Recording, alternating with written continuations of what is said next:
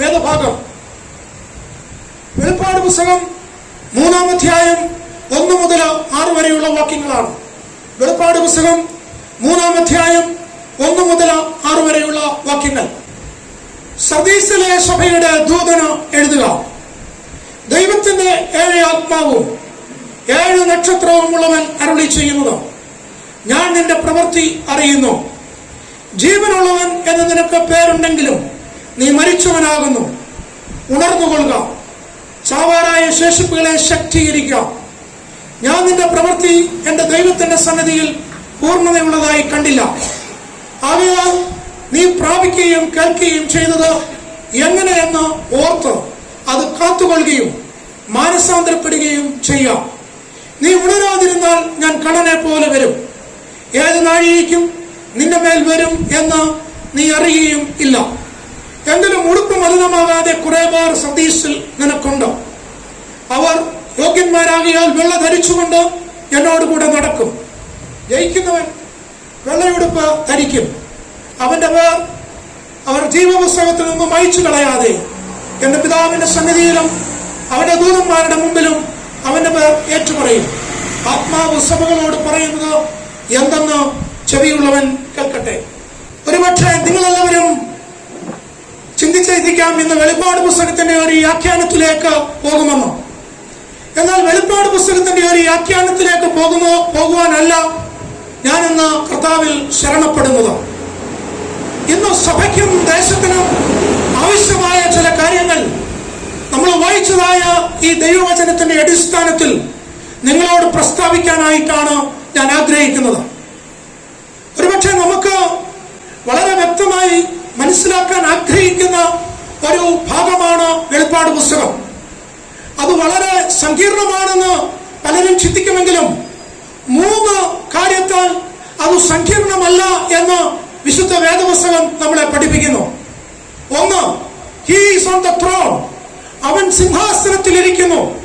2, he will come, അവൻ രണ്ടാമത് വീണ്ടും വരും. 3, he will take us home, അവൻ നമ്മളെ അവന്റെ ഭവനത്തിൽ അവൻ വീണ്ടെടുക്കും. അവന്റെ ഭവനത്തിൽ അവൻ നമ്മളെ എത്തിക്കുമെന്നുള്ള വലിയ ഒരു ഉറപ്പും നമുക്കുള്ളത് കൊണ്ട് ഈ 3 കാര്യങ്ങൾ കൊണ്ട് വെളിപ്പാട് പുസ്തകത്തെ സംശീകരിക്കാം. എന്നാൽ അതിനു മുമ്പ് വെളിപ്പാട് പുസ്തകത്തില് യോഹന്നാൻ അപ്പോസ്തലൻ വളരെ വ്യക്തമായി ദൈവസഭയ്ക്ക് പറയുന്നതായ ദൂത് വളരെ വ്യക്തമായിട്ട് ഈ പുസ്തകത്തിൽ കാണാനായിട്ട് സാധിക്കും.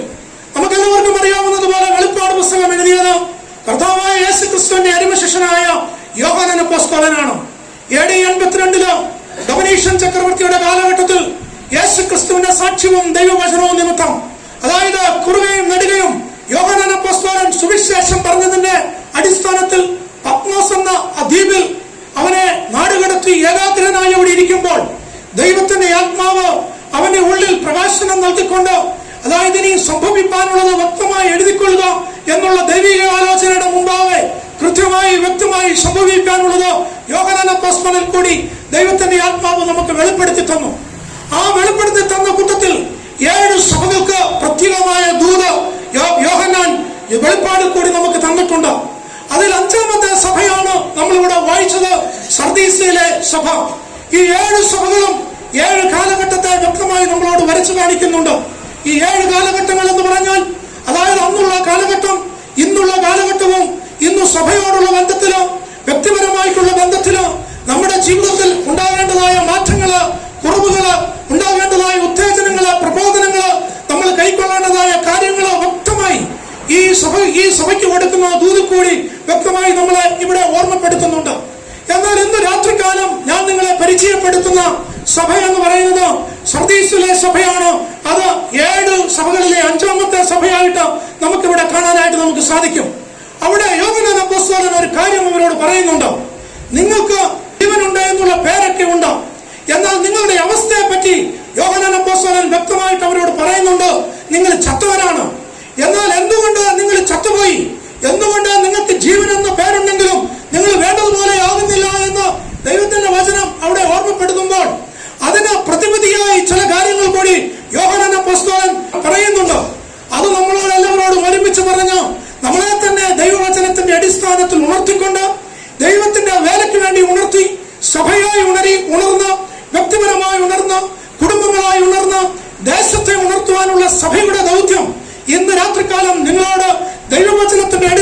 പങ്കുവയ്ക്കുവാനായിട്ടാണ് ഞാൻ ആഗ്രഹിക്കുന്നത്. നമ്മൾ വായിക്കുമ്പോൾ ഇസബേലിന്റെ ആത്മാവ് നിങ്ങൾക്കുണ്ട് എന്ന് തുയത്തീയ സഭയോട് ദൈവത്തിന്റെ വചനം അവിടെ പറയുന്നുണ്ട്. എന്താണ് ഇസബേലിന്റെ ആത്മാവ്? സത്യപ്രവാചകന്മാരെ കൊല്ലുന്ന ആത്മാവ്, ധനം വല്ലാതെ കുമിഞ്ഞുകൂടുന്ന ആത്മാവ്, വെട്ടിപ്പിടിക്കുന്ന ആത്മാവ്. ഇതൊക്കെയാണ് ഇസബേലിന്റെ ആത്മാവ്. അതിൽ നിന്ന് മാറിക്കൊണ്ട് അതായത് സർദീസ് സഭയോട് ദൈവത്തിന്റെ ദൂതൻ വളരെ വ്യക്തമായി യേശു കർത്താവ് യോഹന്നാൻ അപ്പോസ്തലൻ കൂടി പറയുന്നു, നിനക്കൊരു പേരൊക്കെ ഉണ്ട്, നിന്റെ പേര് നല്ലതാണ്, എന്നാൽ നിന്റെ ജീവന്റെ ഇപ്പോഴത്തെ അവസ്ഥ ചത്ത അവസ്ഥയാണ്. ഈ ചത്ത അവസ്ഥയിൽ നിന്നും നിനക്കൊരു മാറ്റം ഉണ്ടാകണമെങ്കിൽ ഈ പറയുന്ന കാര്യങ്ങൾ നീ വ്യക്തമായി ക്രമീകരിച്ചാൽ നിനക്കൊരു ശേഷിപ്പ്, ആ ശേഷിപ്പിനെ പുനരുജ്ജീവിപ്പിച്ചുകൊണ്ട് ഒരു യഥാസ്ഥാനത്തിലേക്ക് ഒരു വലിയൊരു അനുഗ്രഹത്തിലേക്ക് കടന്നു വരുവാൻ സാധിക്കുമെന്നുള്ള വലിയൊരു സന്ദേശമാണ് ഈ സഭയിൽ കൂടി ഇന്ന് നമ്മളോട് യോഹന്നാൻ അപ്പോസ്തലൻ നമുക്ക് വെളിപ്പെടുത്തി തരുന്നത്. ഈ സഭയുടെ വേറൊരു വലിയൊരു പ്രത്യേകത എന്ന് പറയുന്നത് ഒരു റീജനറേഷനെ കുറിച്ചല്ല പറയുന്നത്, ഒരു പുനരുത്ഥാനത്തെ കുറിച്ചോ ഒരു പുനർജീവനത്തെ കുറിച്ചോ ഒരു ഉണർവിനെ കുറിച്ചോ ഒരു വലിയൊരു ഉത്തേജനത്തിനെ കുറിച്ചോ അല്ല ഈ സഭയ്ക്കുള്ള ഒരു ദൂത്. പിന്നെന്താണെന്ന് ചോദിച്ചാൽ അവര് താഴ്ചയിലേക്ക് പോകുന്നു, ഉറക്കത്തിലേക്ക് പോകുന്നു, ഒരു വലിയൊരു അനുഭവത്തിൽ നിന്ന് അവർ മാഞ്ഞു പോകുന്നു, ദൈവികമായ ദർശനത്തിൽ നിന്ന് അവർ തകർന്നു പോകുന്നു. ഒരു ഡീജനറേഷൻ, അതായത് അവിടെ പറയുന്നത് അവരുടെ വളർച്ച താഴോട്ട് വളരുന്നു, ആഗ്രഹിക്കുന്നത് പോലെ അവർക്ക് വളരാനായിട്ട് സാധിക്കുന്നില്ല. അതിന്റെ അടിസ്ഥാനത്തിൽ ദൈവത്തിന്റെ ആത്മാവ് ഈ സഭയോട് പറയുന്ന ദൂത് ഇന്ന് രാത്രികാലം നമ്മളോടും പറയുന്ന ഒരു ദൂതാണ്. നമ്മുടെ അവസ്ഥയെ പറ്റി നമ്മളൊന്ന് ചിന്തിക്കണം. അതായത് നമുക്കൊരു റീജനറേഷൻ ആണോ, ഒരു പുനരുത്ഥാനത്തിന്റെ ഒരു വളർച്ചയുടെ അനുഭവമാണോ, അതോ ഒരു ഡീജനറേഷൻ ആണോ, ഒരു താഴ്ചയുടെ അനുഭവമാണോ, ഒരു തകർച്ചയുടെ അനുഭവമാണോ, വളരാതെ പോകുന്ന അനുഭവമാണോ, ഉറക്കത്തിന്റെ അനുഭവമാണോ, നിരാശയുടെ അനുഭവമാണോ, ഉണരാതെ തകർന്നു പോകുന്ന അവസ്ഥയിലേക്ക് പോകുന്നുവെങ്കിൽ ഒരു വലിയൊരു നിർദ്ദേശം, ഒരു വലിയൊരു ഭയനിർദ്ദേശം, വലിയൊരു വാർണിംഗ് ഈ സഭയിൽ കൂടി ഇന്ന് രാത്രികാലം ദൈവത്തിന്റെ ആത്മാവ് നമുക്ക് തരുമ്പോൾ വലിയൊരു ഉത്തരവാദിത്വത്തിലേക്കാണ് നമ്മളെ ഇവിടെ ചൂണ്ടിക്കാണിക്കുന്നത്.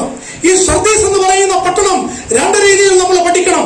വേദപുസ്തകം എപ്പോഴും നമ്മൾ പഠിക്കുമ്പോൾ ഹിസ്റ്റോറിക്കലായിട്ടും ജോഗ്രഫിക്കലായിട്ടും വേദപുസ്തകം നമ്മൾ പഠിക്കണമെന്നാണ് വേദപുസ്തക വ്യാഖ്യാന പഠിതാക്കള് പറയുന്നത്. ഈ സർദീസ് സഭയ്ക്ക് ഒരു ഹിസ്റ്ററി ഉണ്ട്, ഒരു പാരമ്പര്യമുണ്ട്. അതുപോലെ തന്നെ ഈ സഭയ്ക്ക് ഒരു ഭൗമികമായ വേറൊരു തലം കൂടി അതിനുണ്ട് എന്ന് കാണാനായിട്ട് സാധിക്കും. അന്നുണ്ടായിരുന്ന ഏറ്റവും ധനസമ്പാദ്യമുള്ള ഒരു പ്രാഗൽഭ്യമുള്ള ഒരു കൾച്ചറായിട്ടുള്ള ഒരു സിവിലൈസ്ഡ് ആയിട്ടുള്ള ഒരു സിറ്റി ആയിരുന്നു സർദീസ്. വളരെ പ്രാവീണ്യം നിറഞ്ഞ മനുഷ്യർ ജീവിച്ചിരുന്ന ഒരു സ്ഥലം. അതായത് ഇതിന്റെ ചരിത്രം നമ്മൾ പഠിക്കുമ്പോൾ, അതായത് ഹെറോഡോട്ടസിനെ പോലുള്ള ഫാദർ ഓഫ് ഹിസ്റ്റോറിയൻ, അതായത് ചരിത്രത്തിന്റെ പിതാവൊക്കെ ജീവിച്ചിരുന്ന ഒരു അനുഗ്രഹിക്കപ്പെട്ട കാലഘട്ടമായിരുന്നു ഈ സഭയുടെ കാലഘട്ടം എന്ന് പറയുന്നത്. അതൊക്കെ വെച്ച് നോക്കുമ്പോൾ അവർക്ക് ഒത്തിരി കാര്യങ്ങൾ പ്രശംസിക്കാനായിട്ടുണ്ട്. അതുമാത്രമല്ല, ചരിത്രം നമ്മൾ പഠിക്കുമ്പോൾ അതായത് സ്വർണം കൊണ്ടും വെള്ളി കൊണ്ടും കോയിനുകൾ നിർമ്മിച്ചത് ഈ സ്ഥലത്താണ് എന്നാണ് ചരിത്രം നമ്മളെ പഠിപ്പിക്കുന്നത്. അതായത് കോറസ് എന്ന് പറയുന്ന ധനാഢ്യനായ രാജാവ് ജീവിച്ചിരുന്നത് ഈ സിറ്റിയിലാണ്. അതായത് ഈ കാലഘട്ടത്തിലാണ് കോറസ് എന്ന് പറയുന്ന ധനാഢ്യനായ രാജാവ് ജീവിച്ചിരുന്നത്. അതായത് പലതരത്തിലുള്ള ഫിലോസഫിക്കലായിട്ടുള്ള ബുക്കുകളും ഇതിഹാസങ്ങളും എഴുതിയിട്ടുള്ളത് ഈ സഭയുടെ കാലഘട്ടത്തിലാണ്. അങ്ങനെ നമ്മൾ നോക്കുമ്പോൾ അവർക്ക് ഒത്തിരി കാര്യങ്ങൾ പ്രശംസിക്കാനായിട്ടുണ്ട്. ഏറ്റവും ധനാഢ്യനായ രാജാവ് ജീവിച്ചിരുന്ന ഒരു കാലഘട്ടം, ഏറ്റവും അതായത് ലിറ്ററേച്ചറായിട്ട് ഒക്കെ നോക്കുമ്പോൾ, സാഹിത്യപരമായി നോക്കുമ്പോൾ വളരെ ഉന്നതത്തിൽ നിന്നതായ ഒരു സാമ്രാജ്യം, ഒരു സിറ്റി. അതുമാത്രമല്ല, അവരുടെ രാജ്യഭരണമൊക്കെ നോക്കുമ്പോൾ, നിയമനിർമ്മാണമൊക്കെ നോക്കുമ്പോൾ അതൊക്കെ വളരെ സംശുദ്ധവും ദൃഢവുമായിരുന്നതായിട്ടുള്ള എല്ലാ ക്രമീകരണങ്ങളും ആ സഭയ്ക്കും ആ സിറ്റിക്കും ഉണ്ടായിരുന്നു. അതുമാത്രമല്ല, അവരുടെ ജോഗ്രഫി നോക്കുമ്പോൾ ഒരു മനുഷ്യനും ഈ പട്ടണത്തിലേക്ക് കടന്നു വരുവാൻ സാധിക്കാതെ വണ്ണം 3 ചുറ്റും വലിയ മലകളാൽ നിർമ്മിതമായിട്ടുള്ള, അതായത് യാതൊരു ശത്രുവിനും ഇതിന്റെ അകത്ത് കടന്നു വരുവാൻ സാധിക്കാതെ അത്രത്തോളം സെക്യൂറായിട്ടുള്ള ഒരു സിറ്റിയും കൂടിയായിരുന്നു സർദീസ്. അതുകൊണ്ടാണ് ദൈവത്തിന്റെ ദൂതൻ പറയുന്നത്, നിനക്ക് ഒന്നാന്തരം ഒരു പേരുണ്ട്. അതായത് എല്ലാം തിരിഞ്ഞു നോക്കുമ്പോൾ എല്ലാം ഓക്കെ, ഭൗതികമായിട്ടവരൊക്കെ, അവരുടെ ജീവിതത്തിലെ സാമ്പത്തികമായിട്ടവരൊക്കെ, അതായത് അവരുടെ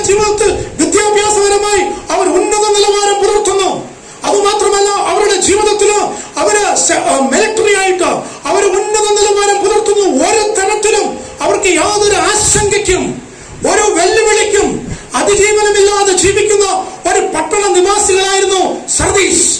അതുകൊണ്ട് സർദീസിലെ സഭയ്ക്കും അതിൻ്റെതായിട്ടുള്ള പൗരാണികത ആ സഭയ്ക്കും ഉണ്ടായിരുന്നു. അതിന്റെ എല്ലാവിധമായ നന്മകളും ആർക്കുമുണ്ടായിരുന്നു? സർദീസിലെ സഭയ്ക്കും ഉണ്ടായിരുന്നു. ഉന്നതന്മാർ മാത്രം നയിച്ചുകൊണ്ടിരുന്ന സഭ, അത്രത്തോളം പ്രാഗൽഭ്യത്തോടെ നിന്നിരുന്ന ഒരു സഭ. അങ്ങനെ നോക്കുമ്പോൾ എല്ലാം അവർക്കുണ്ട്. എന്നാൽ ദൈവത്തിന്റെ ആത്മാവ് അവർക്ക് ദൂത് എഴുതുമ്പോൾ പറയുകയാണ്, നിനക്കൊരു പേരുണ്ട്. അതായത് ഓനോമോൻ എന്ന് പറയുന്ന ഗ്രീക്ക് വേർഡിൽ നിന്നാണ് അതായത് പേരെന്നുള്ള വാക്കുണ്ടാകുന്നത്. അതിൽ നിന്നാണ് ഡിനോമിനേഷൻ എന്ന് പറയുന്ന വാക്ക് വരുന്നത്.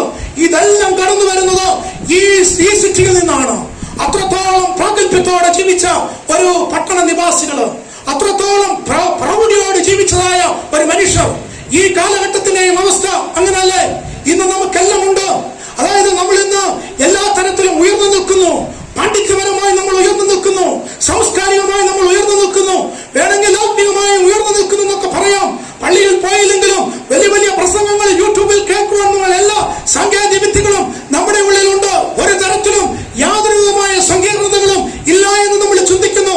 ഏത് അസുഖങ്ങൾ വന്നാലും അതിനെ ചികിത്സിക്കുവാൻ വലിയ വലിയ ഡോക്ടർമാരും മരുന്നുകളും ഉള്ളതായ ഒരു കാലഘട്ടം. അതായത് വിവര സാങ്കേതിക വിദ്യ വളരെ വർദ്ധിച്ചതായ ഒരു കാലഘട്ടം.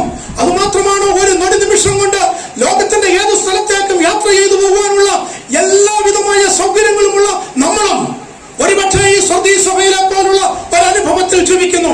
മനോഹരമായ ദേവാലയങ്ങൾ അതൊക്കെ വളരെ മനോഹരമാക്കിക്കൊണ്ടിരിക്കുന്നു. അതായത് ഇന്ന് ചൂട് സഹിക്കാൻ വയ്യെങ്കിൽ അതിനുള്ള കാര്യങ്ങളെല്ലാം നമ്മൾ ഒരുക്കിക്കൊണ്ടിരിക്കുന്നു. മനോഹരമായ പാട്ടുകൾ, എല്ലാ കാര്യങ്ങളും നമ്മുടെ സഭയിലുമുണ്ട്, നമ്മുടെ ദേശത്തുമുണ്ട്.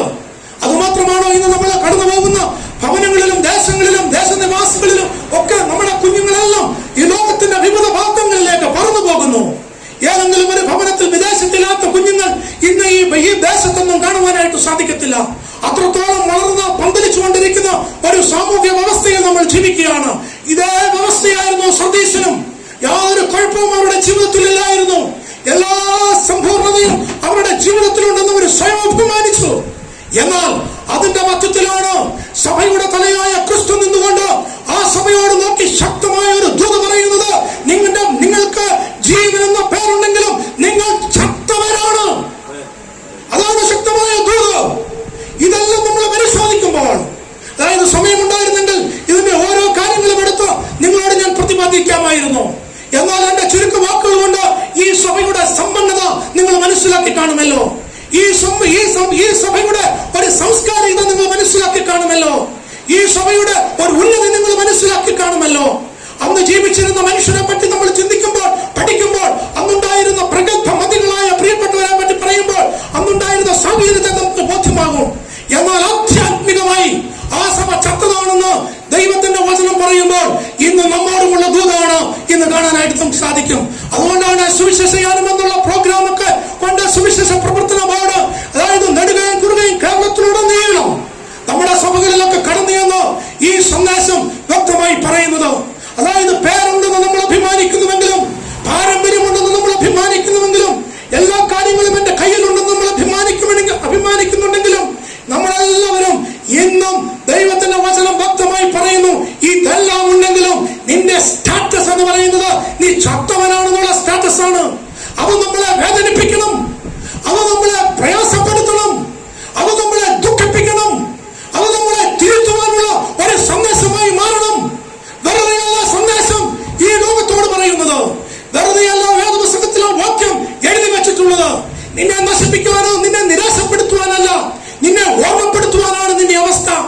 ചില കാര്യങ്ങൾ നമ്മളെ ഓർമ്മപ്പെടുത്തുന്നത് നമ്മുടെ പുനർജീവനത്തിന് വേണ്ടിയാണ്. ചില കാര്യങ്ങൾ നമ്മളെ ഓർമ്മപ്പെടുത്തുന്നത് നമ്മുടെ പുനർജീവനം നടത്തിക്കൊണ്ട് ഉണരുവാൻ വേണ്ടിയാണ്. ദൈവസഭ ഉണർന്നാല് ദേശം ഉണരുകയുള്ളൂ.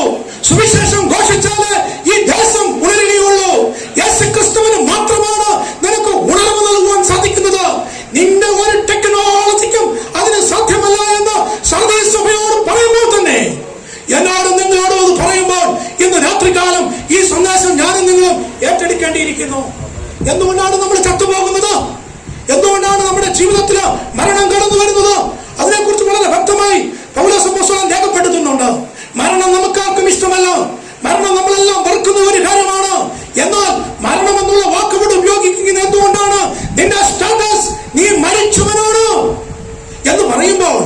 പ്രിയമുള്ളവരെ, നമ്മുടെ ഹൃദയത്തിൽ ഒരു വേദന ഉണ്ടാകണ്ടേ?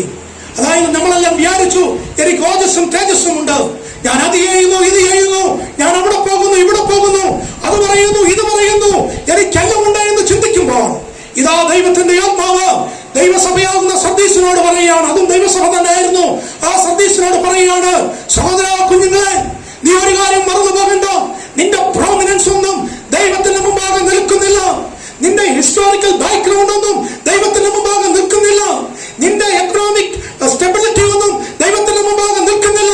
ഒരു കാര്യം വ്യക്തം, നീ ആത്മീകമായി ഉണരുന്നില്ല എങ്കിൽ നിന്റെ അവസ്ഥ എന്ന് പറയുന്നത് ചത്ത അവസ്ഥയാകുന്നു എന്ന് പറയുകയാണ്.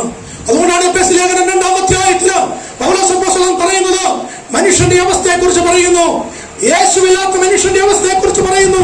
അതിക്രമങ്ങളാലും പാപങ്ങളാലും മരിച്ചവരായ നിങ്ങളെ ക്രിസ്തുയേശുവിൽ കൂടിയാണ് ജീവൻ നൽകുന്നത്. ജീവനില്ലാത്ത സഭകൾ ക്രിസ്തുവില്ലാത്ത സഭ എന്നാണ് അർത്ഥം. അതായത് എല്ലാം ഉണ്ടെങ്കിലും ക്രിസ്തു ജീവിതത്തിലും സഭയിലും നമ്മുടെ കുടുംബത്തിലും ഇല്ല എങ്കിൽ അത് ചത്തയൊരവസ്ഥ എന്ന് പറയുമ്പോൾ, അതുകൊണ്ടാണ് നമ്മുടെ സഭ ഈ പ്രാവശ്യം ഏർപ്പെടുത്തിയിരിക്കുന്ന ആ ചിന്താ വിഷയം ഉണർവിന്റെ വർഷം. ഉണരണമെങ്കിൽ അതിന് വേറൊരു ടൂളൊന്നുമില്ല, അതിന് വേറൊരു ടെക്നോളജിയുമില്ല, ഉണർത്താൻ വേറൊരു തന്ത്രവുമില്ല, ഒരു മന്ത്രവുമില്ല.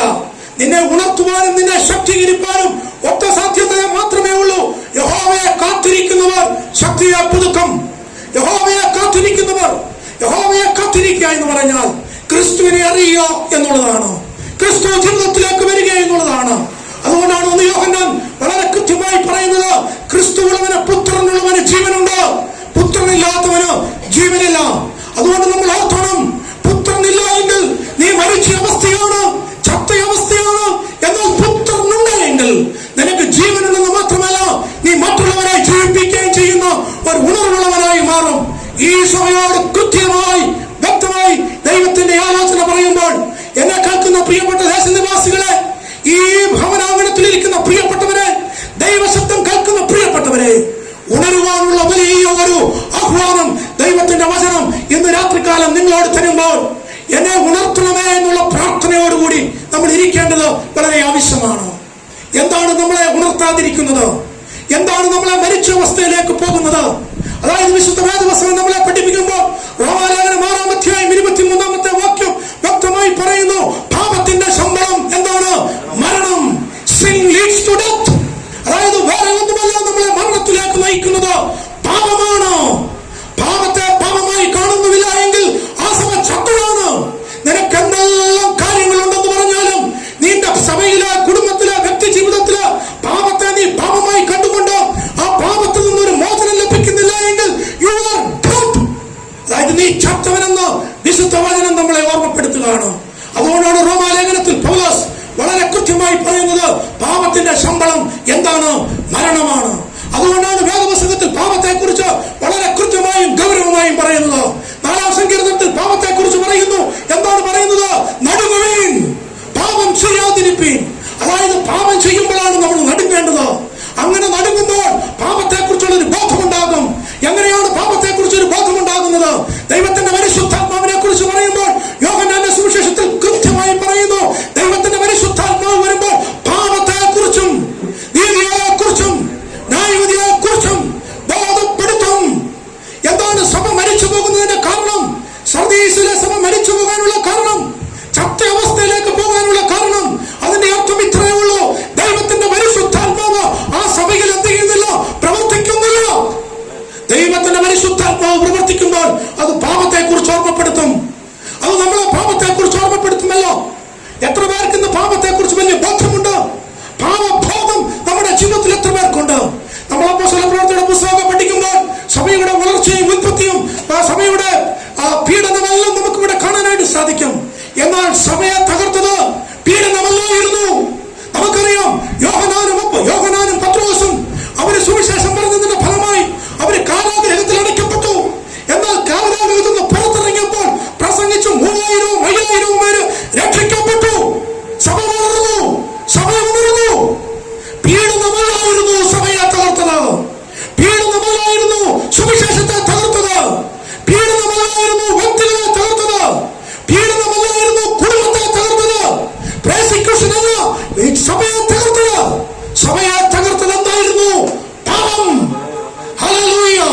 നീ പാപം ചെയ്യുന്നതാണെങ്കിൽ നിന്റെ സഭ ചത്തതാണ്, നിന്റെ വ്യക്തി ജീവിതം ചത്തതാണ്. ഈ ഭാരതത്തിൽ കൂടി, ഈ കേരളത്തിൽ കൂടി നമ്മൾ സഞ്ചരിക്കുമ്പോൾ എന്തെല്ലാം ഉണ്ടെങ്കിലും ഓരോ ഭവനത്തിലേക്ക് കടന്നു ചെന്നാൽ ചത്ത അവസ്ഥയാണ്. ചത്തതിനൊത്തുമോ ജീവിക്കുന്ന ഒരവസ്ഥ. എന്തെല്ലാം ഉണ്ട്, എന്തെല്ലാം കാര്യങ്ങളുണ്ട്. മക്കളെല്ലാം യൂറോപ്പില്, വിദേശത്ത്. എന്നാൽ ജീവിതത്തിന്റെ അവസ്ഥകൾ ചത്തതാകുന്നുവെങ്കിൽ അതിനൊരൊറ്റ കാരണമേ ഉള്ളൂ. എന്താണ്? പാപം. സർദീസിലെ സഭയ്ക്കുണ്ടായിരുന്നു പാപമായിരുന്നു. അവര് പാപത്തോട് കോംപ്രമൈസ് ചെയ്തു. പാപം അവരുടെ സിംഹാസനത്തിലിരുത്തി. യേശുവല്ലായിരുന്നു, സഭയുടെ നാഥനായ ക്രിസ്തുവല്ലായിരുന്നു സഭയുടെ സിംഹാസനത്തിൽ, സർദീസ് സഭയുടെ സിംഹാസനത്തിൽ. പിന്നെന്തായിരുന്നു? പാപമായിരുന്നു. ആ പാപത്തെ പാപമായി കണ്ടുകൊണ്ട് ആ പാപത്തിൽ നിന്ന് വിടുതൽ പ്രാപിക്കാൻ, വിമോചനം നൽകുവാനാണ് യേശു ക്രിസ്തു നമുക്ക് വേണ്ടി കാൽവരി ക്രൂസിൽ ഏകപരമയാഗമായി തീർന്നത്. മഹാസന്തോഷം, സർവജനത്തിനുമുള്ള മഹാസന്തോഷം. ഈ സുവിശേഷം ഞങ്ങൾ പ്രസംഗിക്കുന്നത്, അതായത് മാനസാന്തരത്തിന്റെ സന്ദേശം, പാപത്തെ കുറിച്ച് ഞങ്ങൾ പറയുന്നത്, ഈ സഭയെ തകർക്കുവാനുള്ള കാരണം പാപമായിരുന്നു. ഒരൊറ്റ കാരണമല്ലായിരുന്നു. അവർക്കെല്ലാം സാങ്കേതികമായ വിദ്യയും അവരുടെ കയ്യിലുണ്ടായിരുന്നു. അനുഗ്രഹിക്കപ്പെട്ട സാമ്രാജ്യം അവരുടെ കയ്യിലുണ്ടായിരുന്നു. ശക്തമായ രാജാവ് അവരുടെ കയ്യിലുണ്ടായിരുന്നു. ശക്തമായ സൈന്യം അവരുടെ കയ്യിലുണ്ടായിരുന്നു. മൂന്ന് ചുറ്റും കുന്നുകളാൽ അവര് വളയപ്പെട്ടവരായിരുന്നു. ഒരൊറ്റ ശത്രുവും അവരുടെ സിറ്റിയിലേക്ക് കടക്കില്ലായിരുന്നു. അവർ സെക്യൂർ ആയിരുന്നു. അവർക്ക് പൊസിഷൻ ഉണ്ടായിരുന്നു. അവർക്ക് പൊസിഷൻ ഉണ്ടായിരുന്നു. അവർക്ക് പ്രോമിനൻസ് ഉണ്ടായിരുന്നു. എന്നാൽ അതിന്റെ എല്ലാം മധ്യത്തിൽ ഈ സഭ ചത്തതെന്ന് പറയുമ്പോൾ കാരണം അവര് പാപത്തെ കോംപ്രമൈസ് ചെയ്തു. അവര് പാപവുമായി പരിലസിക്കപ്പെട്ടു. അവര് പാപത്തോട് അനുബന്ധിച്ച് ജീവിച്ചു. ഉണർവിന്റെ തടസ്സം പാപമാണ്. പാപം നിന്നെ നശിപ്പിക്കും. പാപം നിന്റെ ജീവിതത്തെ നശിപ്പിക്കും. മൂന്ന് കാര്യങ്ങൾ ഞാൻ പാപത്തെ കുറിച്ച് പറയട്ടെ. Sin hurts you. നമ്മളെ തന്നെ അത് തകർക്കും. എന്താണ് നമ്മൾ പാപത്തെ കുറിച്ച് പറയുമ്പോൾ? നീ ആദ്യം പാപം ചെയ്തപ്പോൾ, അതായത് ആദാമും ഹവ്വയും പാപം ചെയ്തപ്പോൾ ആദ്യം തകർത്തത് അവരുടെ ജീവിതമായിരുന്നു. എന്തായിരുന്നു അവരുടെ ജീവിതം തകർക്കപ്പെട്ടത്? ദൈവത്തോടുള്ളവരുടെ കൂട്ടായ്മ നഷ്ടപ്പെട്ടു. ദൈവത്തോടുള്ളവരുടെ സഖിത്വം നഷ്ടപ്പെട്ടു. ദൈവത്തോടുള്ള ആരാധന നഷ്ടപ്പെട്ടു. മൂന്നും നഷ്ടപ്പെട്ടു പാപം മൂലം. നമ്മൾ ഓർക്കണം, ഗൗരവമായി തന്നെ ഓർക്കണം. ഉണരുവാൻ ആഹ്വാനം നൽകുമ്പോൾ പാപത്തെ കുറിച്ച് ചിന്തിക്കുന്നില്ല എങ്കിൽ, പാപത്തെ കുറിച്ച് പറയുന്നില്ല എങ്കിൽ നമുക്ക് മുന്നോട്ട് പോകുവാൻ സാധ്യമല്ല. അതുകൊണ്ട് എന്നെ കേൾക്കുന്ന പ്രിയ ദൈവജനമേ, ഈ ശബ്ദം കേൾക്കുന്ന പ്രിയപ്പെട്ടവരെ, നിന്റെ ജീവിതത്തിൽ നീ പാപത്തോട് അനുരൂപപ്പെട്ട് ജീവിക്കുകയാണെങ്കിൽ നിന്നെ തന്നെ തകർക്കുകയാണോ? സർദീസിലെ സഭ ആ സർദീസിലെ സഭയെ തന്നെ തകർത്തു. പുറത്തു നിന്നുള്ള അറ്റാക്ക് അല്ലായിരുന്നു, പീഡനമല്ലായിരുന്നു, പ്രശ്നങ്ങളല്ലായിരുന്നു, രോഗമല്ലായിരുന്നു അവരെ തകർത്തത്. അവരുടെ പാപം തന്നെ അവരെ തകർത്തു എന്ന് കാണാനായിട്ട് സാധിക്കും. അതുകൊണ്ട് sin hurts you. അതായത് നമ്മൾ പാപം ചെയ്യുമ്പോൾ അത് നമ്മളെ തകർക്കും. അതുകൊണ്ടാണ് അവന് വായിക്കും എന്ത് ചെയ്യപ്പെട്ടത്? അവര് തകർക്കപ്പെട്ടവരായി, പരാജയപ്പെട്ടവരായി തീർന്നത്. ദൈവത്തോടുള്ള ഫെലോഷിപ്പ്, ദൈവത്തോടുള്ള അവരുടെ സഖിത്വം, ദൈവത്തോടുള്ള അവരുടെ ആരാധന നഷ്ടപ്പെട്ടപ്പോൾ അവർ ഏതും അല്ലാതായി മാറി. ദൈവ തേജസ് നഷ്ടപ്പെട്ടു. എന്തെല്ലാമാണ് അവർക്ക് നഷ്ടപ്പെട്ടത്? നഷ്ടപ്പെടുത്തുന്നത് പാപമാണ്. എന്നാൽ ഉണർവ് നിനക്ക് ഇതെല്ലാം തിരിച്ചു നൽകും. അതുകൊണ്ടാണ് ദൈവസഭയോട് പറയുന്നത്, എഴുന്നേൽക്കുക, പ്രകാശിക്കുക, നിന്റെ പ്രകാശം വന്നിരിക്കുന്നു. യെശയ്യാപ്രവാചകന്റെ പുസ്തകം 60-ാം അധ്യായം വളരെ കൃത്യമായി അത് നമ്മളെ പഠിപ്പിക്കുകയാണ്. അതുകൊണ്ട് പാപത്തെ നമ്മൾ പാപമായി തന്നെ കാണണം. പാപാന്തരകമായ ജീവിതത്തിൽ ഞാനും നിങ്ങളും ജീവിക്കാൻ പാടില്ല. ദൈവസഭയോട് പറയുന്നു, നീ പാപത്തോട് കോംപ്രമൈസ് ചെയ്യാൻ പാടില്ല. അത് നിന്നെ തകർക്കും. വ്യക്തിപരമായ ജീവിതത്തിൽ എത്ര പേര് വ്യക്തിപരമായ ജീവിതത്തിൽ പാപം ചെയ്തതുകൊണ്ട് തകർന്ന ഒരു അനുഭവമാണ്. മനസാക്ഷി കുത്തോടുകൂടി യാതൊരു സമാധാനവുമില്ലാതെ, സ്വസ്ഥതയില്ലാതെ, ജീവിതത്തിൽ യാതൊരു അർത്ഥവുമില്ലാതെ ജീവിക്കുന്ന എത്രയോ പ്രിയപ്പെട്ടവർ ഈ ദേശത്ത് തന്നെ ഉണ്ടാവും.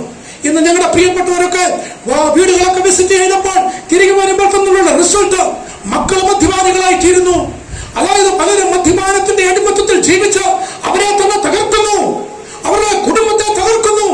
മറ്റുള്ളവരെ തകർക്കുന്നു. ഇനി അതുമാത്രമാണ് ഒരു മദ്യപാനി സഭയിലുണ്ടെങ്കിൽ ആ സഭയും തകർക്കപ്പെടുകയാണ്, മരിച്ച അവസ്ഥയിലേക്ക് പോവുകയാണ്. അതുകൊണ്ടാണ് ഞങ്ങൾ ഈ സുവിശേഷ യോഗത്തിൽ ഈ കാര്യങ്ങൾ വ്യക്തമായി പറയുന്നത്. നിന്റെ ഉണർവിനെ നശിപ്പിക്കുന്നത് പാപമാണെന്നുള്ള ബോധം നിന്റെ ജീവിതത്തിൽ ഉണ്ടാകണം. അതെനിക്ക് തരുവാൻ സാധ്യമല്ല. ദൈവവചനത്തിനും ദൈവത്തിന്റെ പരിശുദ്ധാത്മാവിനും മാത്രമാണ് പാപത്തെ കുറിച്ചുള്ള ബോധം ചെയ്യുവാനായിട്ട് സാധിക്കുന്നത്. പാപം നമ്മളെ തകർക്കുന്നതിന് മുമ്പ് അതിൽ നിന്ന് നമ്മൾ വിടുതൽ പ്രാപിക്കണം. ദൈവത്തിന്റെ ആത്മാവ് പറയുന്നു, നിനക്ക് ജീവനെന്ന് പേരുണ്ടെങ്കിലും നീ ചത്തവനാണെന്ന് പറയുമ്പോൾ ബിക്കോസ് ഓഫ് യുവർ സിൻ, അതായത് നിന്റെ പാപം മൂലം നീ ചത്തു എന്നാണ് അതിന്റെ അർത്ഥം. അതുകൊണ്ട് ഞാനും നിങ്ങളും ആ കാര്യത്തെ ഗൗരവമായി ഇന്ന് രാത്രികാലം കരുതണമേ എന്ന് ഞാൻ ഓർപ്പിക്കുകയാണ്. ഇനി അത് മാത്രമല്ല, പാപം നമ്മുടെ ജീവിതത്തിൽ വരുമ്പോൾ sin hurts others, മറ്റുള്ളവരെയും അത് നശിപ്പിക്കും. ഞാൻ പാപം ചെയ്യുമ്പോൾ എന്നെ തന്നെ നശിപ്പിക്കുക മാത്രമല്ല മറ്റുള്ളവരെയും നശിപ്പിക്കുന്ന വലിയൊരു അനുഭവമാണെന്ന് ഞാനും നിങ്ങൾ ഓർക്കണം. വേദപുസ്തകം അത് പഠിക്കുമ്പോൾ നമുക്കറിയാം, ഒരു മനുഷ്യൻ, ഏക മനുഷ്യനെ കൂടി പാപം ഈ മനുഷ്യകുലത്തിൽ പ്രവേശിച്ചുവെങ്കിൽ ആദാമും പാപം ചെയ്തതുകൊണ്ട് തകർക്കപ്പെട്ടത് അവര് മാത്രമല്ലായിരുന്നു. മനുഷ്യകുലം തകർക്കപ്പെട്ടു, മനുഷ്യകുലം ശപിക്കപ്പെട്ടു. ആരുടെ പാപം മൂലം? ആദാമിന്റെയും ഹവ്വായുടെയും പാപം മൂലം. ഈ സത്യങ്ങൾ നമ്മൾ മനസ്സിലാക്കണം. അതുകൊണ്ടാണ് ഒരു അവസരം നമുക്ക് തരുന്നത് ഈ പാപത്തെ കുറിച്ച് ഏറ്റുപറയുവാൻ. സഹോദര സഹോദരി, കുഞ്ഞുങ്ങളെ, ഞങ്ങളെ കേൾക്കുന്ന പ്രിയപ്പെട്ടവരെ, ഞങ്ങളെ ലഹരിക്കെതിരെ വിമോചന സന്ദേശം ഞങ്ങൾ ഈ ലോകത്തോട് അറിയിക്കുന്നതിന് ഒറ്റ കാരണം മാത്രമേ ഉള്ളൂ. നീ ലഹരി ഉപയോഗിക്കുന്നുവെങ്കിൽ നിന്നെ തന്നെ നശിപ്പിക്കുക മാത്രമല്ല, നിന്റെ കുടുംബത്തെ നശിപ്പിക്കും, നിന്റെ പ്രിയപ്പെട്ടവരെ നശിക്കും, നിന്റെ ഇടവക നശിക്കപ്പെടും, നിന്റെ ദേശം നശിക്കും. എന്തെല്ലാം അനർത്ഥങ്ങളാണ് നമ്മൾ ഈ ദിവസങ്ങളിൽ കേട്ടുകൊണ്ടിരിക്കുന്നത്. പത്രമാധ്യമങ്ങളെല്ലാം നമ്മളെ വിളിച്ചോതുന്നത് ഒരു വലിയൊരു ദുഃഖത്തിൻ്റെതായ ഞെട്ടിപ്പിക്കുന്നതായ വാർത്തകളല്ലേ. അതായത് എല്ലാം ഉണ്ടെന്ന് പറയുന്നുവെങ്കിലും ശക്തമായ ഒരു അവസ്ഥയിലേക്കല്ലേ നമ്മൾ പോകുന്നത്. സഭയോട് പറയുന്നു, നീ പാപം ചെയ്തതുകൊണ്ട് സഭയെ നീ നിന്നെ തന്നെ നശിപ്പിച്ചു. നിന്നെ മാത്രമല്ല നിന്റെ ദേശത്തെയും നീ നശിപ്പിച്ചു. അതുകൊണ്ടാണ് രണ്ട് ദിനവൃത്താന്തത്തിൽ പറയുന്നത്, നിന്റെ പാപങ്ങൾ ഏറ്റുപറയുന്നുവെങ്കിൽ നിനക്ക് മാത്രമല്ല സൗഖ്യം വരുന്നത്, നിന്റെ ദേശത്തിനും സൗഖ്യം വരും. എന്തുകൊണ്ടാണ് സൗഖ്യം വരാതെ പോകുന്നത്? നമ്മുടെ പാപമല്ലേ എന്ന് നമ്മൾ ചിന്തിക്കേണ്ടത് വളരെ ആവശ്യമാണ്. ഇനിയും ആ പാപം നമ്മളെ തകർക്കുന്നത് നമ്മളെ മാത്രമല്ല, മറ്റുള്ളവരെ മാത്രമല്ല, നമ്മുടെ സമൂഹത്തെ തകർക്കുന്നു. ഈ സമൂഹം എന്തുകൊണ്ടാണ് തകർന്നിരിക്കുന്നത്? പാപത്തിലായതുകൊണ്ടല്ലേ, പാപം ചെയ്യുന്നത് കൊണ്ടല്ലേ. ആ പാപം ചെയ്യുന്നുവെങ്കിൽ നമുക്ക് ജീവിക്കുവാനുള്ള ഒരവകാശവുമില്ല. അതുകൊണ്ട് വേദപുസ്തകം കൃത്യമായി പറയുന്നു, പാപത്തിന്റെ ശമ്പളം എന്താണ്? മരണമാണ്. ആ മരണമുള്ളിടത്ത് ജീവനില്ല, ജീവനുള്ളിടത്ത് മരണവുമില്ല. മരണം നിന്നെ നശിപ്പിക്കുന്നുവെങ്കിൽ നീനെ ഉണർത്തപ്പെടുവാൻ ചില കാര്യങ്ങളുണ്ടായെന്ന് സഭയോട് ദൈവത്തിന്റെ ആത്മാവ് വിളിച്ചു പറയുമ്പോൾ ഇന്ന് രാത്രികാലം നമ്മളൊന്ന് ഉണരുവാനായിട്ട് നമുക്ക് സാധിക്കണം. ഉണരണമെങ്കിൽ we have to understand our conditions. അതായത് നമ്മുടെ കണ്ടീഷൻ എന്താണെന്ന് നമ്മൾ മനസ്സിലാക്കണം, നമ്മുടെ അവസ്ഥ എന്താണെന്ന് മനസ്സിലാക്കണം, നമ്മുടെ രോഗം എന്താണെന്ന് മനസ്സിലാക്കണം. ഞാൻ ഈയിടയ്ക്ക് ഒരു ഡോക്ടറെ കാണാനായിട്ട് പോയി, എൻ്റെ ഒരു സർജറിക്ക് വേണ്ടി. അദ്ദേഹം പല കാര്യങ്ങൾ എന്നോട് ഇങ്ങനെ ചോദിച്ചു, എന്റെ ഹിസ്റ്ററി ചോദിച്ചു, വയസ്സ് ചോദിച്ചു. അത് മാത്രമല്ല ഓരോ വർഷം ഏതൊക്കെ മരുന്ന് കഴിക്കുന്നുണ്ടെന്ന് ചോദിച്ചു. അദ്ദേഹം so many questions. എനിക്കാണെങ്കിൽ ഇതെല്ലാം കേട്ട് വല്ലാതെ വന്നു. അവസാനമായി ഡോക്ടർ പറഞ്ഞു, അച്ഛാ, ഇതൊന്നും അറിയാതെ അച്ഛന്റെ കണ്ടീഷൻ എന്താണെന്ന് വ്യക്തമായി എനിക്ക് മനസ്സിലാക്കാതെ അച്ഛനൊരു ട്രീറ്റ്മെന്റ് നൽകാൻ എനിക്ക് സാധ്യമല്ല. അതേപോലെ തന്നെയാണ് ആത്മീയമായ അവസ്ഥയും. അതുകൊണ്ടാണ് സർദീസിലെ സഭയോട് പറഞ്ഞത്, നിന്റെ അവസ്ഥ എന്താണെന്ന്. അവരെ ശപിച്ചുകൊണ്ടല്ല, അവരെ വേദനപ്പെടുത്താനല്ല, അവരെ നശിപ്പിച്ചു കളയാനല്ല, അവരെ എന്നേക്കും കൈവിട്ട് കളയാനല്ല ദൈവത്തിന്റെ ആത്മാവ് യോഹന്നാനിൽ കൂടി ആ സന്ദേശം കൊടുത്തത്. ദൈവത്തിന് അറിയണം അവരുടെ അവസ്ഥ എന്താണെന്ന്, അവർക്കറിയണം അവരുടെ അവസ്ഥ എന്താണെന്ന്. നമ്മളെല്ലാവരും മനസ്സിലാക്കണം നമ്മുടെ അവസ്ഥ എന്താണെന്ന്. നിനക്ക് നല്ലൊരു പേരുണ്ടെങ്കിലും ജീവിതത്തിന്റെ നല്ല സയാനം നമ്മൾ പ്രത്യാശിക്കുന്നുണ്ടെങ്കിലും നിന്റെ അവസ്ഥ ഇതാണെന്ന് മനസ്സിലാക്കി ഉണരുന്നില്ല എങ്കിൽ ഇതാ ഭാഗത്ത് പറയുന്നു, അവൻ കളനെ പോലെ വരും. ആ നാഴിക വരുമ്പോൾ നമ്മൾ എടുക്കപ്പെടാതെ പോയാൽ അത് നമ്മളെ ഭയപ്പെടുത്തുന്നില്ല എങ്കിൽ ഇന്ന് രാത്രികാലം നമ്മുടെ അവസ്ഥ നമ്മൾ മനസ്സിലാക്കണം. അതുകൊണ്ടാണ് പൗലോസ് അപ്പോസ്തലൻ നമ്മുടെ അവസ്ഥയെ പറ്റി പറഞ്ഞത്, നീ ചത്തവനാണ്. അതായത് നീ ചത്തവനാണ്, നീ പാപം മൂലം എന്താണ്, നീ നശിച്ചവനാണ്, നഷ്ടപ്പെട്ടവനാണ്. അതുമാത്രമല്ല പ്രാകൃതനാണ് എന്നൊക്കെ കൃത്യമായോട് പറയുമ്പോൾ കുറച്ചും കൂടി കഠിനമായി പറയുന്നു, നീ പാപത്തിലാണെങ്കിൽ നീ ജഡികനാണ്. ഒരു ജഡികനായ മനുഷ്യൻ ഉണരുവാൻ സാധ്യമല്ല. അതുകൊണ്ട് ഒരു 10 പേർ ഉണർന്നാൽ ഈ ദേശം ഉണർത്തപ്പെടും. 10 പേർ ഉണർന്നാൽ സഭ ഉണർത്തപ്പെടും. 10 പേർ ഉണർന്നാൽ ഇടവക ഉണർത്തപ്പെടും. നമ്മുടെ കുടുംബങ്ങൾ ഉണർത്തപ്പെടും. ഉണർത്തപ്പെടാനുള്ള യഥാർത്ഥമായ കാരണം എന്ന് പറയുന്നത് പാപമാണെന്നുള്ള ആ ഇന്ന് രാത്രികാലം എന്റെയും നിങ്ങളുടെയും ഉള്ളിൽ തട്ടണം. അങ്ങനെ തട്ടുന്നില്ല എങ്കിൽ നമ്മളെല്ലാവരും ജഡത്തിന്റെ പ്രമാണത്തിലേക്ക് മാറിപ്പോവുകയാണെങ്കിൽ ഉണരുവാൻ സാധ്യമല്ല. അതുകൊണ്ട് വലിയൊരു ആഹ്വാനമാണ് അവിടെ യോഹന്നാൻ അപ്പോസ്തലൻ ദൈവത്തിന്റെ ആത്മാവിൽ നിന്ന് സഭകളോട് പറയുന്നതായ ആസക്തമായ ദൂത്, സർദീസ് സഭയോട് പറയുന്ന ദൂത് ഇന്ന് രാത്രികാലം ഞാനും നിങ്ങളും ഏറ്റെടുക്കേണ്ടിയിരിക്കുന്നു. എന്താണ് ആ സന്ദേശമെന്ന് നമ്മൾ നോക്കുമ്പോൾ നമുക്ക് മനസ്സിലാക്കാനായിട്ട് സാധിക്കുന്നത് എന്താണെന്ന് ചോദിക്കുമ്പോൾ, നമ്മുടെ ജീവിതത്തിൽ യാതൊരു പോസിറ്റീവായ കാര്യങ്ങളും നമ്മുടെ ജീവിതത്തിൽ ഇല്ല എങ്കിൽ, പാപം മാത്രമാണ് നമ്മുടെ ജീവിതത്തിലുണ്ടെന്നുള്ള ബോധ്യം നമ്മുടെ ജീവിതത്തിൽ കൊണ്ടുവരുമ്പോൾ അവിടെ ഒരു വലിയൊരു അനുഭവം നമ്മുടെ ജീവിതത്തിലുണ്ട്. അതിന് ഉണരുവാനുള്ള കാരണങ്ങൾ അവിടെ പറയുന്നു.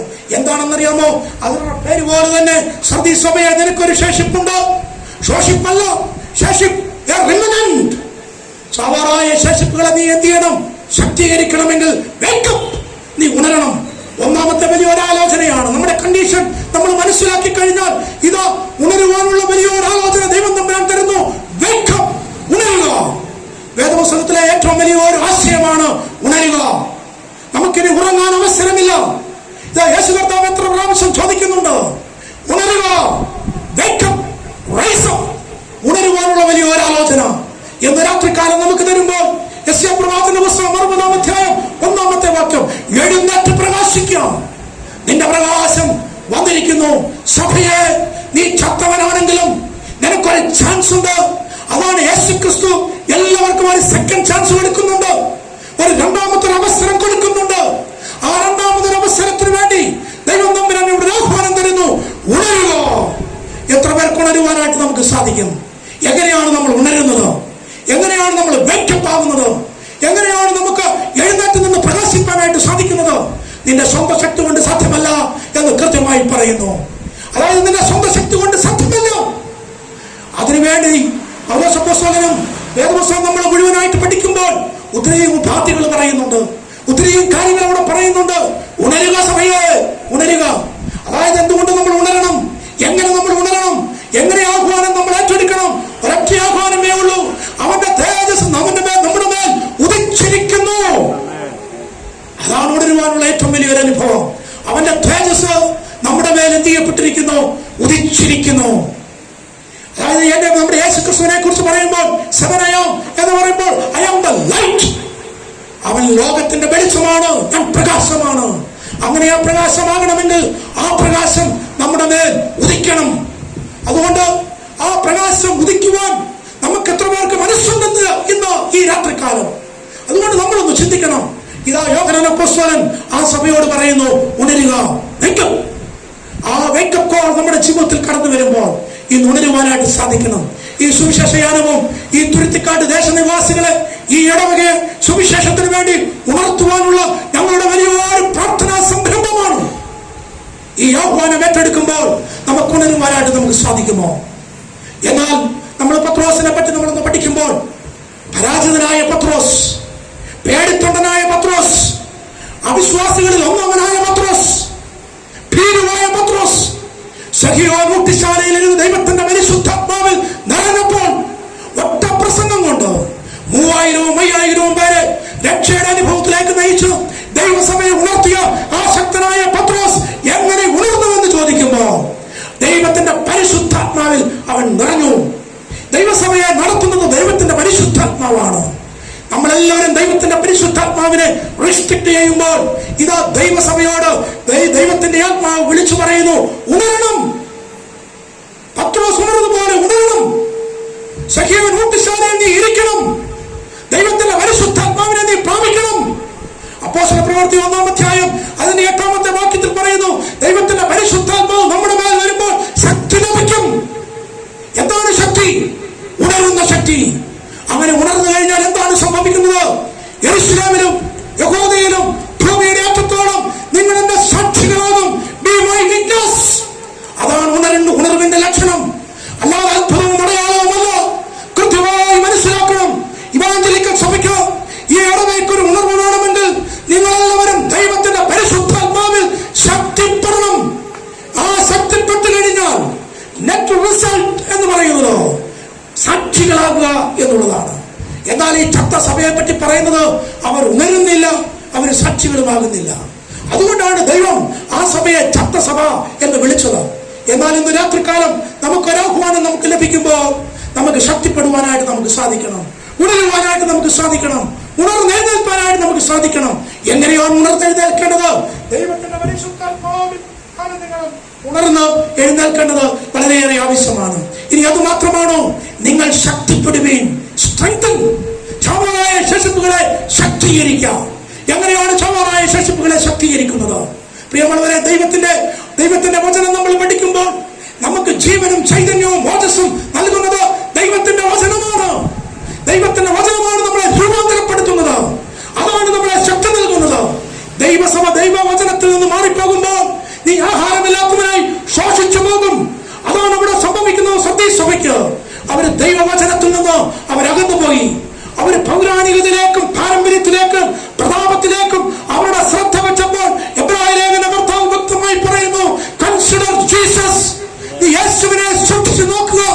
Look at Jesus carefully. കാരണം ഇത്രയേ ഉള്ളൂ, നീ യേശുവിന്റെ മുഖത്തേക്ക് നോക്കാതെ നിനക്കൊരു ശക്തി ഉണ്ടാകുകയില്ല. വേറെ എവിടെ നോക്കിയാലും ആ ശക്തി നമുക്ക് ലഭിക്കുകയില്ല. ക്രിസ്തുവിൽ കൂടി മാത്രമാണ് ആ ശക്തി. ആ ക്രിസ്തു എവിടെ പ്രദർശിക്കപ്പെട്ടു? വെളിപ്പാടിൽ കൂടിയല്ല നമുക്ക് വന്നത്. ഇതാ ഈ പുസ്തകത്തിൽ കൂടി. അതുകൊണ്ട് ദൈവത്തിന്റെ വചനം പറയുന്നു, ഈ പുസ്തക ചുരുളിൽ എന്നെ കുറിച്ച് എഴുതിയിരിക്കുന്നു. ദൈവവചനത്തിലേക്ക് തിരിച്ചു വരിക. ഉണരണമെങ്കിൽ, ശക്തി പ്രാപിക്കണമെങ്കിൽ നീ എന്ത് ചെയ്യണം? ദൈവവചനത്തിലേക്ക് തിരികെ വരണം. ഇന്നത്തെ നമ്മുടെ ദൈവവചന പഠനവും ദൈവവചനത്തിന്റെ ആലോചനയും എന്താണ്? ദൈവിക ശുശ്രൂഷന്മാരുടെ വചന പ്രഘോഷണം എന്താണ്? വെല്ലുവിളികളുടെയും അങ്ങനെയുള്ള ശുശ്രൂഷകളാണോ നമ്മൾ ചെയ്യുന്നത്? ദൈവവചനത്തിൽ കൂടി ദൈവവചനത്തെ ഉണർത്തുവാൻ, ശക്തിപ്പെടുത്തുവാൻ സാധിക്കണം. അതുകൊണ്ടാണ് റോമാലേഖനം 12-ാം അധ്യായം 1-ാമത്തെ വാക്യത്തിൽ പറയുന്നത്, അതുകൊണ്ട് പ്രിയമുള്ളവരെ, ദൈവത്തിന്റെ മനസ്സിൽ ഓർപ്പിച്ച് ഞാൻ നിങ്ങളെ പ്രബോധിപ്പിക്കുന്നത്, നിങ്ങൾ ബുദ്ധിയുള്ള ആരാധനയായി ജീവനുള്ള യാഗമായി നിങ്ങൾ തീരണം. അതുമാത്രമല്ല, ഈ ലോകത്തോട് അനുരൂപപ്പെടാതെ പിന്നെ ഏതിനോട് അനുരൂപപ്പെടണം? ദൈവഹിതം. ദൈവഹിതം എന്ന് പറയുന്നത് ഒരു ആലോചനയോ സ്വപ്നവുമല്ല. ദൈവഹിതം എന്ന് പറയുന്നത് the true word of God. ദൈവവചനമാണ്. ദൈവത്തിന്റെ ഹൃദയമാണിത്. ദൈവത്തിന്റെ ആലോചനയാണിത്. നീ ആ വചനത്തിലേക്ക് തിരിയണം. ആ വചനത്തിലേക്ക് തിരിയുമ്പോഴാണ് നീ ശക്തിപ്പെടുന്നത്. അതുകൊണ്ട് എന്നെ കേൾക്കുന്ന പ്രിയ ദൈവജനമേ, നീ ശക്തിപ്പെടണം. മൂന്നാമത് അവിടെ പറയുന്നു, റിമെമ്പർ. നിങ്ങളിത് ഓർത്തുകൊള്ളുക. നീ കേട്ടതും കണ്ടതും ഇത് ഓർത്തുകൊള്ളുക. സമയമില്ലാത്തത് കൊണ്ട് ഓടിപ്പോകട്ടെ. എന്താണ് നമ്മൾ ഓർക്കേണ്ടത്? നമുക്ക് ഒത്തിരി ഓർക്കാനുണ്ട്. പാരമ്പര്യങ്ങളുണ്ട്, പല കഥകൾ ഓർക്കാനുണ്ട്, പല സംഭവങ്ങൾ ഓർക്കാനുണ്ട്. എന്നാൽ ദൈവസഭയായിരുന്ന സതീശനോട് പറയുന്നു, you have to remember what I have done for you. അതായത് ഞാൻ നിങ്ങൾക്ക് വേണ്ടി ചെയ്തത് നീ ഓർക്കണം. എന്താണ് ഞാൻ നിങ്ങൾക്ക് വേണ്ടി ചെയ്തത്? Calvary cross. അതല്ലാതെ വേറെ എന്താണ് നമുക്ക് ഓർക്കാനുള്ളത്? ആ കാൽവറിയിലെ മരണത്തെ കുറിച്ചല്ലാതെ നമുക്ക് എന്താണ് ഓർക്കാനുള്ളത്? കാൽവറി ഇല്ലായിരുന്നെങ്കിൽ നിനക്ക് വിമോചനമില്ല. കാൽവറി ഇല്ലെങ്കിൽ നിനക്ക് വിടുതലില്ല. അതുകൊണ്ട് you have to remember and meditate. എന്ത് നമ്മൾ ഓർക്കണം, ധ്യാനിക്കണം? ആ ക്രൂസിനെ നമ്മൾ ധ്യാനിക്കണം. നമ്മൾ ഒത്തിരി കാര്യങ്ങൾ ഓർക്കുന്നവരാ. എന്തെല്ലാം കാര്യങ്ങൾ നമുക്ക് പറയാനുണ്ട്, എന്തെല്ലാം കാര്യങ്ങൾക്ക് നമുക്ക് പ്രവർത്തിപ്പാനുണ്ട്, എന്തെല്ലാം കാര്യങ്ങൾക്ക് നമുക്ക് ചെയ്യാനുണ്ട്, എന്തെല്ലാം കാര്യങ്ങൾ നമ്മൾ പറയുന്നുണ്ട്. പക്ഷെ ഓർക്കേണ്ടത് നമ്മൾ ഓർക്കുന്നില്ല. അതുകൊണ്ടാണ് കൊരിന്ത്യർ ലേഖനത്തിൽ പറയുന്നത്, അതായത് തന്റെ ഓർമ്മയ്ക്കായി ചെയ്യുവിൻ. എന്തോർക്കണം? എനിക്ക് വേണ്ടി കാൽവറി ക്രൂസിൽ ഏക പരമയാഗമായി തീർന്ന ക്രിസ്തു യേശുവിനെ നമ്മൾ എത്ര പേർ ഓർക്കുന്നുണ്ട്? നമ്മൾ എന്തെല്ലാം ഓർക്കുന്നുണ്ട്? പള്ളിയിൽ വരുമ്പോൾ എന്തെല്ലാമാണ് നമ്മൾ ഓർക്കുന്നത്? മിനിറ്റ്സ് ഓർക്കും, പണ്ടത്തെ പാരമ്പര്യം ഓർക്കും, അതായത് കീഴ്വഴക്കങ്ങൾ ഓർക്കും. പക്ഷെ ഓർക്കേണ്ടത് എന്താണെന്ന് വ്യക്തമായി ദൈവസഭയോട് പറയുന്നു. സഭയെ നീ ഓർക്കുന്നില്ല. നീ യേശുക്രിസ്തു നിനക്ക് വേണ്ടി ചെയ്ത ക്രൂശുമരണത്തെ. അതുകൊണ്ട് നീ ആരാണ്? ചത്തവനാണ്. പ്രിയമുള്ളവരെ, നിനക്ക് ജീവൻ വെക്കണമെങ്കിൽ, നീ മറ്റുള്ളവരെ ജീവിപ്പിക്കണമെങ്കിൽ, നീ ഉണരണമെങ്കിൽ നീ എന്ത് ചെയ്യണം? നീ ഓർക്കണം. ആരെ ഓർക്കണം? ക്രിസ്തുവിനെ ഓർക്കണം. അതുകൊണ്ടാണ് 50-ാം സങ്കീർത്തനത്തിൽ പറയുന്നത്, ദൈവത്തെ മറക്കുന്നവരെ ഈ ഓർത്തുകൊള്ളുവീൻ. ഞാൻ കീറിക്കളഞ്ഞാൽ വിടിവിപ്പാൻ ആരും ഉണ്ടാകുകയില്ല. എന്താണ് ദൈവത്തെ മറക്കുന്നത്? ക്രിസ്തുവിനെ മറക്കുക, പുത്രനെ മറക്കുക. പുത്രനെ ഓർക്കുന്നവർക്ക് മാത്രമാണ് വിടുതലുള്ളത്. നമ്മൾ ഓർക്കണം, യേശു ക്രിസ്തുവിൽ കൂടിയല്ലാതെ നിനക്കൊരു രക്ഷയുമില്ല. ആകാശത്തിന്റെ കീഴിലും ഭൂമിക്ക് മേലെയും ഏതെങ്കിലും ഒരു നാമം ഉണ്ടെങ്കിൽ ആ നാമം നസ്രയനായ യേശു ക്രിസ്തു. ആ ക്രിസ്തുവിനെ ഓർക്കുന്നതായിരിക്കണം ദൈവസഭ. ഉണർവ് വേണോ? ഉണർച്ച വേണോ? വലിയ വലിയ അനുഭവം നമുക്ക് വേണോ? You have to remember the Lord Jesus Christ. യേശു ക്രിസ്തുവിനെ ഓർക്കണം. അതായത് നമ്മൾ എബ്രായ ലേഖനം പഠിക്കുമ്പോൾ ഏറ്റവും കൂടുതൽ അതിനകത്ത് പഠിപ്പിക്കുന്നത് ക്രിസ്തുവിനെ കുറിച്ച് ഓർക്കുന്ന കാര്യമാണ്. അതായത് നമ്മുടെ ഡിവോഷൻ, നമ്മുടെ ധ്യാനം ക്രിസ്തുവിലായിരിക്കണം. ക്രിസ്തുവിൽ നിന്ന് മാറുമ്പോൾ നമ്മൾ തളരും, നമ്മൾ മരിക്കും. ചാവാറായ ശേഷിപ്പുകളെ ശക്തീകരിക്കാൻ സാധ്യമല്ല. എന്നാൽ നമ്മുടെ കൂട്ടത്തിലൊക്കെ ചില റെമനൻ ശേഷിപ്പുകൾ ഒരുക്കുന്നു. അതുകൊണ്ടാണ് ഈ മുറ്റത്ത് ഇങ്ങനെ ഒരു യോഗം വെച്ചത്. അല്ലെങ്കിൽ വെക്കില്ല ഈ വർഗീസ് സാർ. അതായത് ഇവിടെയൊക്കെ ഉണ്ട് ചില പ്രിയപ്പെട്ടവർ ഈ ദേശത്തുണ്ട്. ദേശത്തിന് അനുഗ്രഹത്തിന് വേണ്ടി, ദേശത്തിന്റെ വിടുതലിന് വേണ്ടി, രക്ഷയുടെ സന്ദേശബോധകരായി ദൈവം തമ്പുരാൻ ഓരോ സ്ഥലത്തും ഓരോ ശേഷിപ്പുകളെ അവിടെ ഒരുക്കുന്നുവെങ്കിൽ എന്തിനു വേണ്ടിയാണെന്നറിയാമോ? ഈ ക്രിസ്തുവിനെ ഓർക്കുക, ഈ ക്രിസ്തുവിനോടുള്ള നമ്മുടെ പ്രതിബദ്ധത. നാലാമത് അവിടെ പറയുന്നത് എന്താണെന്നറിയാമോ? റിപ്പന്റ്, മാനസാന്തരപ്പെടുക. ചിലര് പറയും മാനസാന്തരത്തിന്റെ സന്ദേശം വേണ്ട. അതായത് ഇതേ ഞങ്ങൾക്ക് പറയാനുള്ളൂ, മാനസാന്തരപ്പെടണം. സ്വർഗരാജ്യം സമീപിച്ചിരിക്കുന്നു. മാനസാന്തരപ്പെട്ട് സുവിശേഷത്തിൽ വിശ്വസിക്കുക. അല്ലയോ പ്രിയപ്പെട്ടവരെ, ലോകം അതിന്റെ അന്ത്യത്തോളം ഓടിയെത്തിക്കൊണ്ടിരിക്കുമ്പോൾ നിനക്ക് രക്ഷപ്പെടുവാൻ വേറൊരു മാർഗമില്ല. നിന്റെ പാപത്തെ ഏറ്റുപറഞ്ഞ് ഉപേക്ഷിക്കുക. 4 കാര്യങ്ങൾ നമ്മൾ ചെയ്യേണ്ടതായിട്ടുണ്ട്. നമുക്ക് അനുതാപം ആവശ്യമാണ്, നമുക്ക് ഏറ്റുപറച്ചിൽ ആവശ്യമാണ്, നമുക്ക് വിശ്വാസം ആവശ്യമാണ്. നമ്മൾ സ്വീകരിക്കണം. ആരെ സ്വീകരിക്കണം?